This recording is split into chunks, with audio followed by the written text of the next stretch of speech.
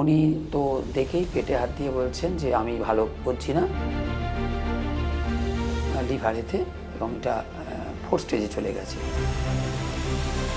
যে তাড়াতাড়ি বাড়ি নিয়ে চলে যান, খুব ভালো বুঝছি না, নিয়ে চলে যান বাড়িতে। তার দিকে পেন তো হচ্ছেই।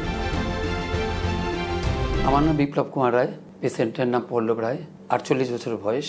ও আমার ভাই হয়। আমার জয়নগর সাউথ 24 বগনাস আমার বাড়ি। ফার্স্ট ও রোগা হয়ে যাচ্ছিল, আর পেটে ওই সাইকেল টাইকেলে উঠলে নাচলে ব্যথা লাগতো। তারপরে যখন আমরা সবাই বললাম তুই খুব রোগা হয়ে যাচ্ছিস, ওটা লোকাল ডাক্তারের কাছে যায়। ওনার কাছে যাওয়ার পর উনি কিছু টেস্ট করতে বলেন এবং ইউএসজি করতে বলেন, হোল অ্যাবডোমেন করে, এবং ব্লাড টেস্টগুলো যেগুলো করে কস্টলি, তাও যার জন্য আরেকটা ডাক্তারের সঙ্গে কনসাল্ট করার জন্য ওনার কাছে যান।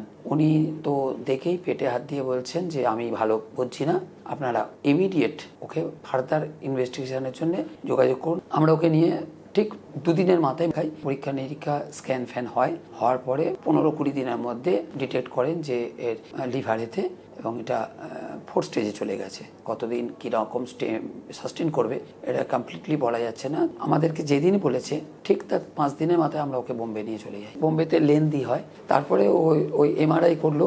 এমআরআই করার পরে ও এবারে বিভিন্ন ডিপার্টমেন্টে ওখানে লেখাও আছে, বিভিন্ন ডিপার্টমেন্টে যায়, মানে আপনার গ্যাস্ট্রো থেকে আরম্ভ করে সার্জারি থেকে আরম্ভ করে আপনার অঙ্কিওলজিস্ট ডিপার্টমেন্টে আরম্ভ করে প্রত্যেকে একই কথা বলে যে তাড়াতাড়ি বাড়ি নিয়ে চলে যান, খুব ভালো বুঝছি না, নিয়ে চলে যান বাড়িতে। তারপরেই আপনাদের কাছে আমার আশা।